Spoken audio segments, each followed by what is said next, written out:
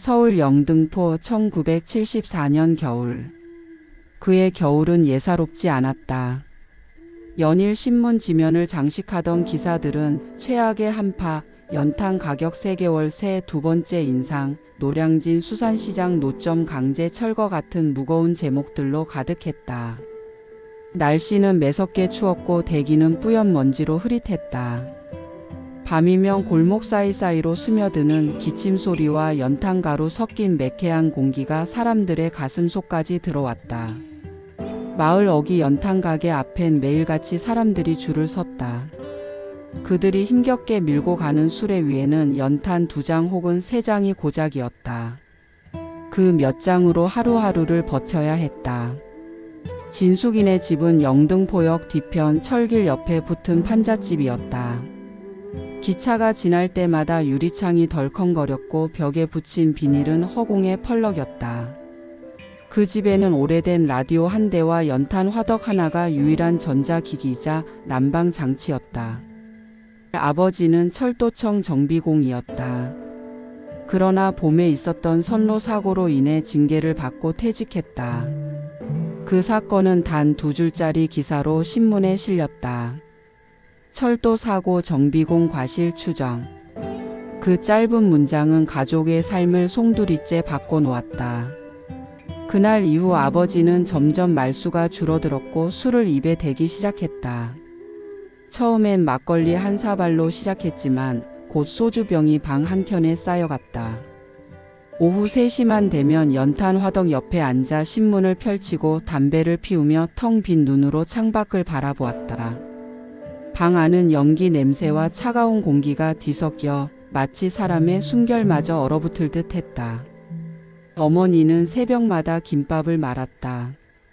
삐뚤빼뚤하게 썰린 단무지와 마른 시금치, 계란지단, 몇 줄이 들어간 김밥을 들고 경인시장에서 자리를 깔았다.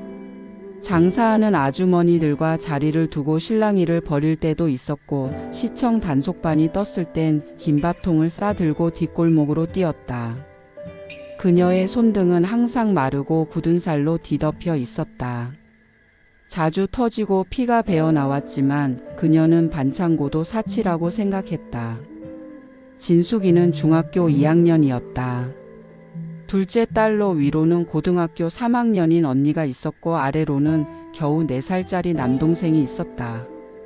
진숙은 어린 동생을 달래며 언니와는 눈빛으로 의지하며 무너진 아버지의 자리를 조용히 메우고 있었다.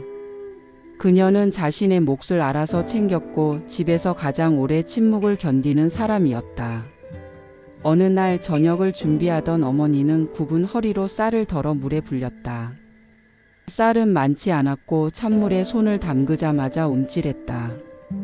차가운 물은 손등을 더 찢었다. 그걸 보고도 어머니는 아무 말 없이 밥을 지었고 반찬은 김치뿐이었다. 그날 저녁 아버지는 숟가락을 내려놓으며 중얼거렸다. 또 연탄값이 올랐대. 이젠 하루 한 장도 아까워. 어머니는 대꾸하지 않았다. 그러나 그녀의 눈가엔 깊은 주름이 하나 더 생겼다. 그 말은 오늘 밤도 방 하나만 데우자는 뜻이었다. 셋이 한 방에서 따뜻함을 나눠 자고 어머니는 부엌 구석에 마른 이불에 몸을 뉘었다. 그날 밤 진숙이는 중간에 눈을 떴다. 창문 틈 사이로 찬 기운이 흘러들었고 부엌 쪽에선 김밥 재료를 다듬는 소리가 들렸다. 김은 눅눅했고 단무지는 푸석했다. 그 소리를 들으며 진숙이는 이불 속에서 손을 꼭 움켜쥐었다. 그 작은 손에는 하고 싶은 말이 많았지만 한마디도 입 밖으로 나오지 않았다. 다음 날 학교에서 돌아오는 길. 철길을 건너는 순간 진숙은 신문지에 쌓인 무언가가 바닥에 놓여 있는 걸 보았다. 가까이 다가가 확인하니 연탄 한 장이었다. 누군가 급하게 놓고 간 듯했고 그 위엔 작은 메모가 붙어 있었다. 쓰실 분 가져가세요. 추운 날 마음만은 따뜻하시길. 진숙은 주위를 둘러보았다. 아무도 없었다. 조심스레 그 연탄을 들었다. 무거웠다. 실제 무게보다 마음이 더 무거운 듯 했다. 팔에 검댕이가 묻었고 교복 치마 밑단에 까만 자국이 생겼다. 연탄 한 장을 품에 안고 집까지 걸어오는 길은 길고 조용했다. 눈물은 나지 않았지만 눈물보다 더 묵직한 감정이 목 안쪽에서 울렸다. 엄마, 이거 누가 그냥 두고 간 거야? 어머니는 손을 멈추고 진숙을 바라봤다. 그녀의 눈에선 말이 떠오르지 않는 듯 했다. 아버지는 조용히 자리에서 일어나 연탄을 받아들고 부엌으로 갔다. 아무 말도 없었다. 하지만 그날 저녁 집 안은 유난히 따뜻했다.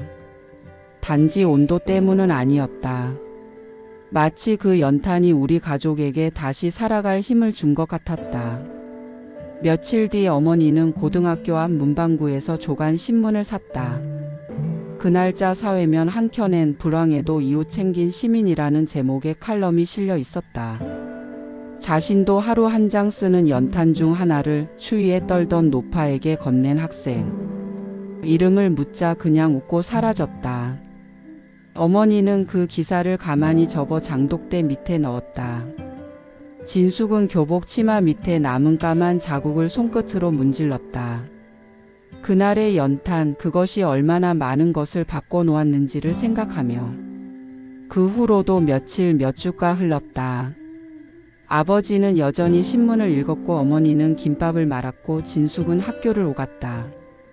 그리고 그해 봄 연탄값이 다시 올랐다는 뉴스가 나왔다. 아버지는 두 번째로 철도청에 복직 신청을 했다. 그건 아버지의 마지막 희망 같았다. 그리고 운이 좋게도 선로 안전감독 보조로 명단에 이름이 올라갔다. 처음 출근하던 날 아버지는 오래된 중절모를 쓰고 구두를 닦았다. 출근길 아버지의 뒷모습은 어릴 적 진숙이 기억하던 가장의 모습 그대로였다. 그날 저녁 진숙은 부엌에서 어머니가 눈물을 닦는 걸 봤다. 왜 울어 엄마? 감기 들었나 봐. 오늘따라 바람이 차네. 하지만 그녀의 손등은 봄 햇살처럼 따뜻해 보였다. 그리고 그날 밤 오랜만에 온 가족이 같은 방에 모여 이불을 깔았다. 아버지가 가져온 연탄 2장을 불에 넣고 불이 타오르기 시작하자 막내는 말없이 손을 내밀었다. 진숙도 언니도 어머니도 그 손을 맞잡았다. 진숙은 마음속으로 조용히 외쳤다. 이건 단지 연탄이 아니야. 하루의 노동이고 마음이고 사랑이야. 어린 마음에도 그것만은 분명히 알 수 있었다. 그 시절 우리가 이겨낸 건 단순한 추위가 아니었다. 서로를 위해 기꺼이 내놓았던 작은 온기. 그 온기가 우리를 버티게 했다. 그때 그 연탄 한 장. 지금도 내 마음 어딘가에서 조용히 타오르고 있다.